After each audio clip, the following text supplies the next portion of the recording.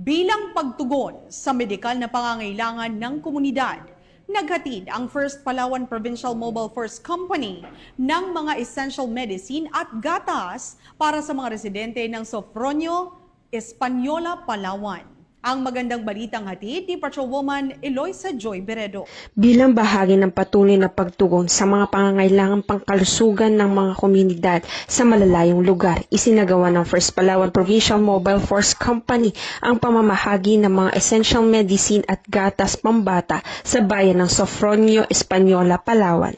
Ang aktibidad ay pinangunahan ni Police Lieutenant Malucia Jagmi Santos, Platoon Leader, sa ilalim ng pangangasiwa ni Police Lieutenant Colonel Christopher L. Navida, Force Commander, at sa pakikipagtulungan ng Rural Health Unit na pinamumunuan ni Dr. Rodora B. Tingson, Municipal Health Officer ng Sofronio, Española.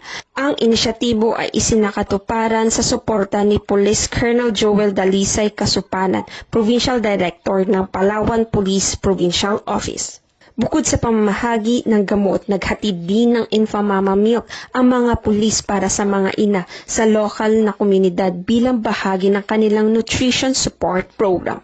Isa sa mga pangunahing layunin ng aktibidad ay mapalawak ang akses sa serbisyong medikal at nutritional ng komunidad, lalo sa mga katutubo at naninirahan sa mga liblib na lugar. Kabilang sa mga benepisyaryo na naturang aktibidad ang mga miyembro ng Indigenous Peoples Community.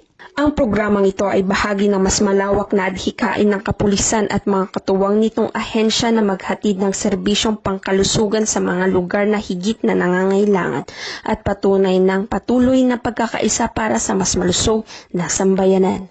Mula dito sa Calapan City, Oriental, Mindoro, ako ang iyong PNN Correspondent Patrolwoman Eloisa Joy V. Beredo, alagad ng batas, tagataguyod ng Balitang Pulis.